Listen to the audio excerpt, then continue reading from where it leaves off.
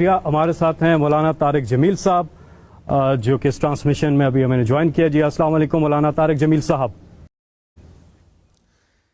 جی وعلیکم السلام ورحمۃ اللہ وبرکاتہ.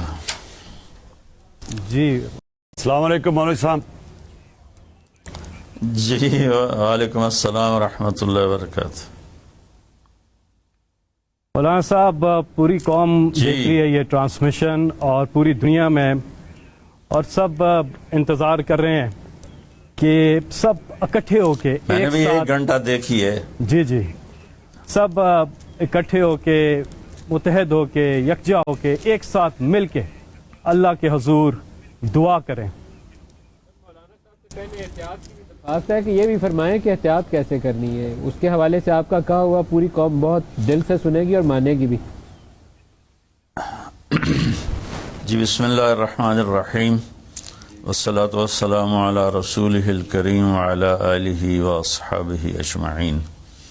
جہاں تک احتیاطی تدابیر کا تعلق ہے وہ تو بہت زیادہ ڈسکس ہو چکی ہیں اور بہت زیادہ اس کو میڈیا نے بھی ماشاءاللہ اس کو ابھارا ہے، اس کو نکھارا ہے، اور اپنے اپنی جگہ پر ہر جگہ اس پر بحث ہو رہی ہے.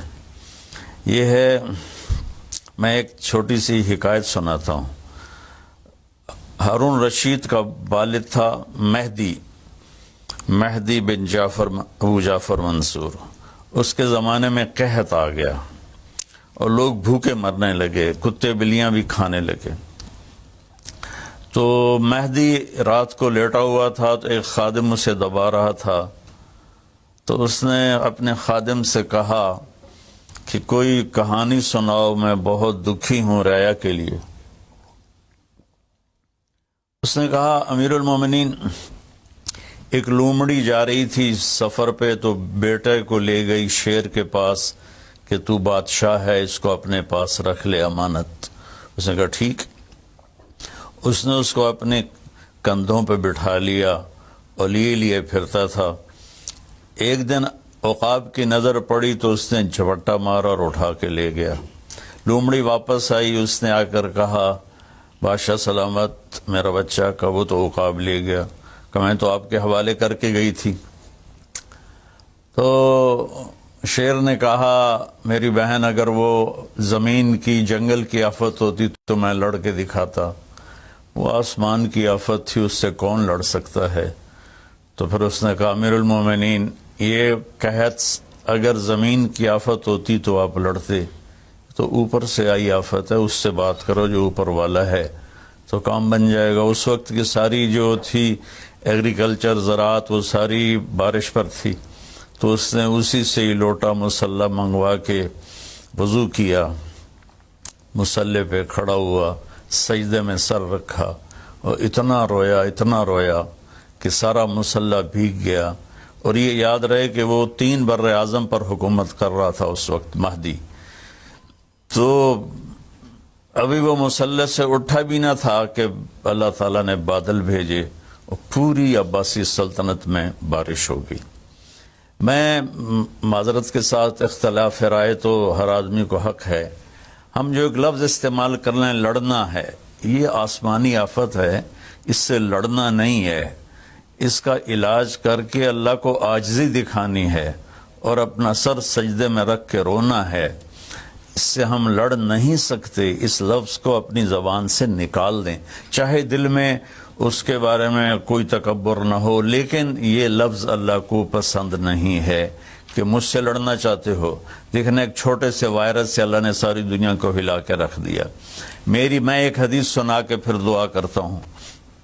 پہلے ایک دعا ہے، ما اصابکم مصیبت فبما کسبت ایدیکم، تم پر جو آفت آتی ہے تمہارے اپنے گناہوں کی کمائی ہوتی ہے. ینصرکم اللہ فلا غالب لکم، میں تمہارا ساتھی بن جاؤں تو کون تمہیں نقصان پہنچا سکتا ہے. وَإِن يَخْذُلْكُمْ فَمَنْ ذَا الَّذِي يَنْصُرُكُمْ مِنْ بَعْدِهِ، اگر میں تمہیں چھوڑ دوں تو پھر کون سی اٹھویں طاقت تمہیں بچائے گی. إِن يَمْسَسْكَ اللَّهُ بِضُرٍّ فَلَا كَاشِفَ لَهُ، اگر میں تمہیں تکلیف میں ڈالوں میرے سوا اسے کوئی نہیں ٹالے گا. اور یمسس کا بخیر فلا رد الفضل، اگر میں ارادہ کر لوں کہ میں نے کسی کو نہیں ہونے دینا بیمار یا مصیبت میں، تو اس کے لیے کیا مشکل ہے؟ ایک امر ہی تو ہوتا ہے۔ 40 دن ابراہیم علیہ السلام آگ میں بیٹھے رہے، 40 دن یونس علیہ السلام مچھلی کے پیٹ میں رہے، وہ تو فعال لما یرید ہے۔ تو ہم یہ جو ظاہری اسباب اختیار کر رہے ہیں ان کو بھی پوری طرح اختیار کرنا ہے، ساری احتیاط کرنی ہے۔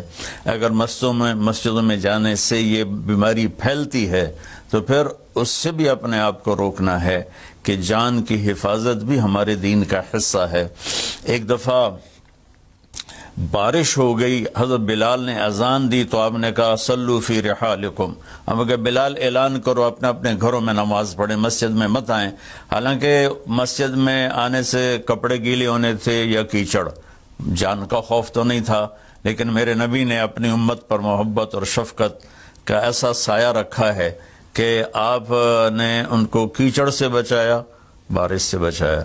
یہاں تو زندگی موت کے مسائل ہیں، بہرحال بڑے علماء اس میں جو کہیں گے اور حکومت جو ان کے ساتھ میٹنگ کرے گی، جو حتمی فیصلہ ہوگا، تو سب سے پہلے ہم اپنے الفاظ میں تواضع لے کر آئیں کہ ہم نے اللہ کے سامنے جھکنا ہے، عاجزی کرنی ہے اور اللہ کو منانا ہے کہ یا اللہ تو اس کو ہٹا، یہ نہیں ہٹ سکتی، اسے کوئی نہیں ہٹا سکتا۔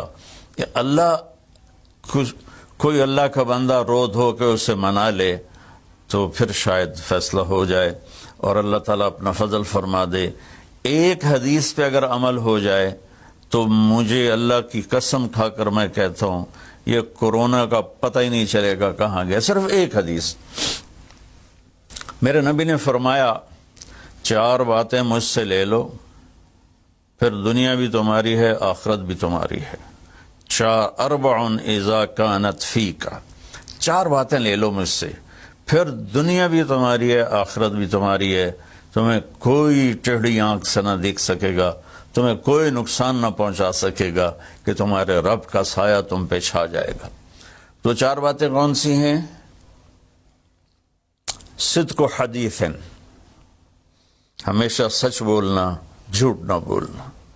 اب مجھے بتائیں، سارے یہ اینکرز بیٹھے ہیں، سارے ہمارے وزیر اعظم بیٹھے ہوئے ہیں، ہم کتنا جھوٹ بول رہے ہیں، ہم کس قدر جھوٹی قوم ہیں۔ ہم اس جھوٹ کے ساتھ اللہ کی بارگاہ میں کوئی مقام نہیں لے سکتے۔ تو میرے نبی نے پہلی بات فرمائی صدق حدیث، سچ بولنا۔ دوسری بات فرمایا حفظ امانت، کبھی کسی کو دھوکہ نہ دینا۔ یہ میرے نبی نے فرمایا میرا امتی ہر گناہ کر سکتا ہے، 2 کبھی نہیں کرے گا، ایک جھوٹ کبھی نہیں بولے گا، ایک دھوکہ کبھی نہیں دے گا۔